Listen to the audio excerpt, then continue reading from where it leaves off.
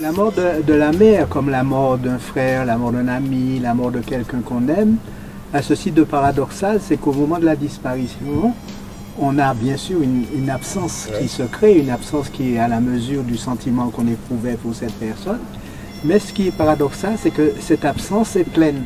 En même temps, elle m'a permis de mieux comprendre certaines choses et de considérer certaines choses d'une manière philosophique, d'une manière exploratoire, ou d'une manière littéraire, ou d'une manière poétique, ou d'une manière ethnographique. Je me suis aperçu que le moment de la mort de ma mère, qui est un moment de commotion terrible pour toute la famille, tout l'esprit est mobilisé un peu. Ce qui mobilise un être humain autant, c'est quand il tombe amoureux.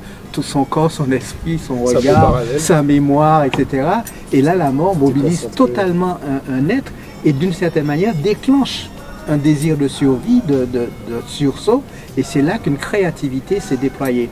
Et le livre La matière de l'absence, c'est toute la créativité de mon esprit, les explorations musicales, l'exploration du jazz, l'exploration de l'esclavage, la lecture du cheminement de l'humanité jusqu'à aujourd'hui, la compréhension du monde contemporain, l'exploration de la poésie de Césaire, de Glissant. Ça fait véritablement une somme de créativité qui est assez extraordinaire et qui, d'une certaine manière, constitue, je pourrais dire, une sorte d'initiation. Et je me suis rendu compte que finalement, peut-être que la mort des gens qu'on aime, la mort de sa mère, la mort de son frère, la mort, peut constituer un moment très très particulier qui détermine la perte d'une partie de soi-même et la renaissance d'une partie de soi-même.